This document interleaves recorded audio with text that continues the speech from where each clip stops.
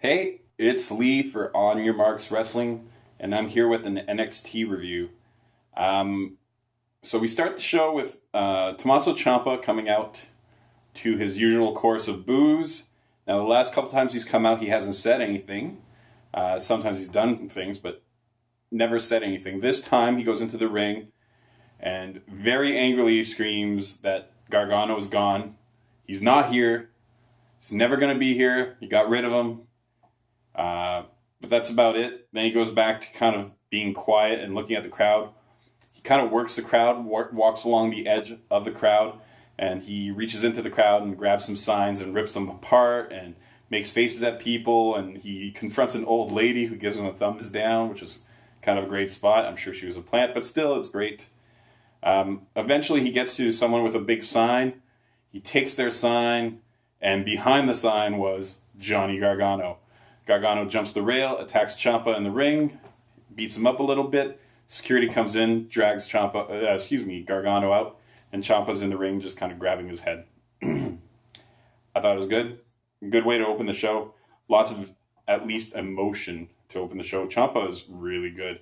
That guy is selling everything perfectly. He's really, really good. Both guys are great. Then we get a Dusty Classic summary from Charlie Caruso. In the middle of it, we get a little video thing with Tyler Bate getting checked on by the medical staff.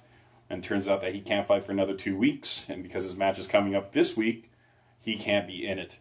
Now, instead of Trent Seven finding someone to fight with, which is strange, Roderick Strong comes out and says, "Let me find a partner and let me be in the match." So they agree to it. So Roderick Strong is going to be in the Dusty Classic today against Oney Lorcan and Danny Burch with a mystery partner.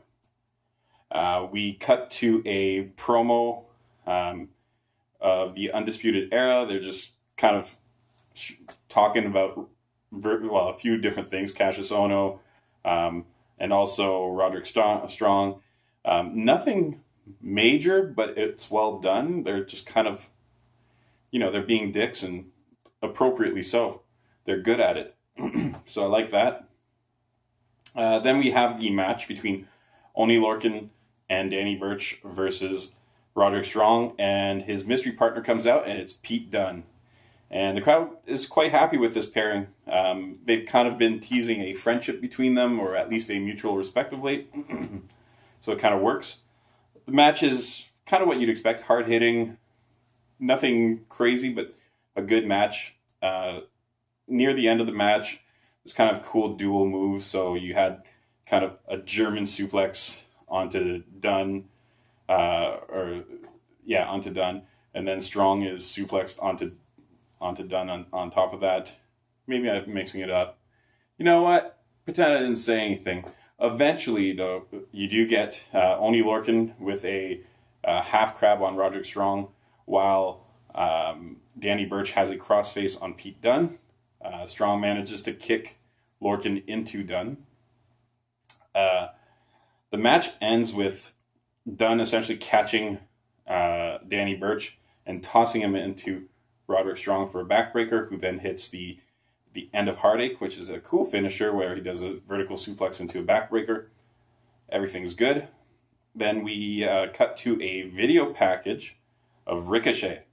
And all I wrote was yes with an exclamation mark. Not multiple yeses like last night with Daniel Bryan's return, but one big yes, because Ricochet is just pure awesomeness. It's great. Then we got a match between Aaliyah and Ember Moon. I made a note to say, I thought Aaliyah was tiny, but she's still taller than Ember Moon. So it's interesting. Aaliyah actually gets quite a bit of offense in this. It's pretty evenly matched for the first little bit. Shayna Baszler comes out, goes and sits with the announcing crew. She just kind of talks about being the biggest threat in the women's division, running the women's division. I wrote that she's already quite a bit better on the mic than she was when she first got in. I actually liked everything she did. Eventually, Moon gets the upper hand in her match, hits the Eclipse, and then they have a little bit of a stare down at the end. That's a fine build for a match. That's exactly what you need.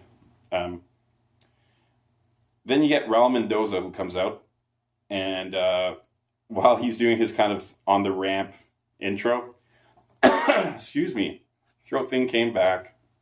Andrade Cien almost just throws him out or off the ramp, and it was kind of comical. Almas goes into the ring, and he basically cuts a very, very passionate promo in Spanish. Then he switches to English with a emphasis on the ish. It's hard to kind of understand him. But he calls Aleister Black a piece of crap, which they censored, which is kind of cool, before mentioning that he was disrespected or that Vega was disrespected. Someone was disrespected. Then it goes to a video package of the returning Lars Sullivan. I was not aware that he had left. Maybe he's just been off TV for a couple weeks. Or maybe I just didn't pay attention. Excuse me. Then we get to Regal, and he kind of says something ominous, but in a good way. So he says that he's finalizing details on something that will change the landscape of NXT forever. And it's going to be announced next week. So I'm sure that some people that follow other websites will go like, oh man, it means this. But I don't remember anything about this. So it's taking me by surprise. And then we finish the night with a match between Adam Cole and Cassius Ohno. It's a pretty good match, actually. I liked it quite a bit. There was a cool spot with Cole going for a leapfrog and Ohno just kind of kicking him in the chest and knocking him down. I liked that. Cole eventually, later on, fakes an injury to his knee, and he does a really good job of it. I thought it was real. I was tricked. But then he kicks Ohno in the head, and then he kind of shows off that the knee is absolutely fine. Excuse me. Ohno hits a cyclone kick, and I think that looks so cool. It's like a spinning high bicycle kick that it should be his finisher, and no one should be kicking out of that move.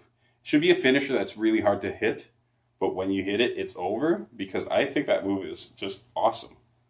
But Cole kicks out of it.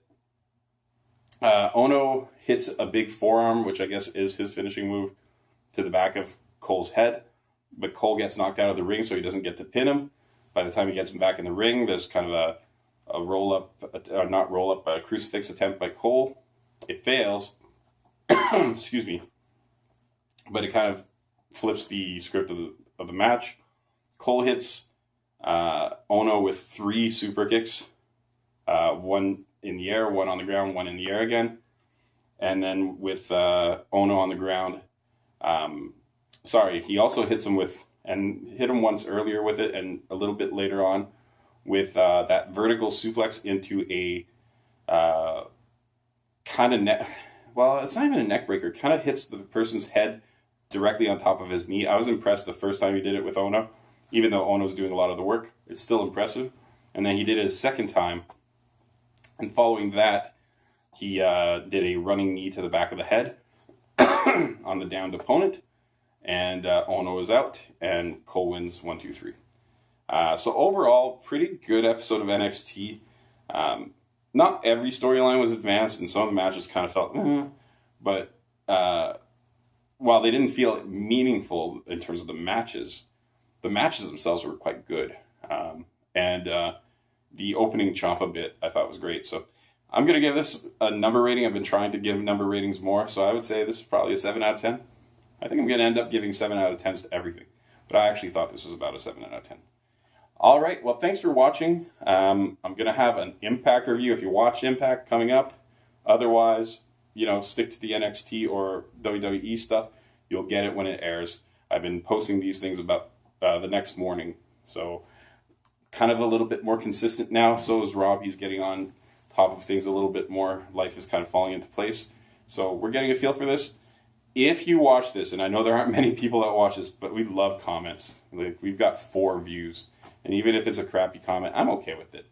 All right. Thanks for watching.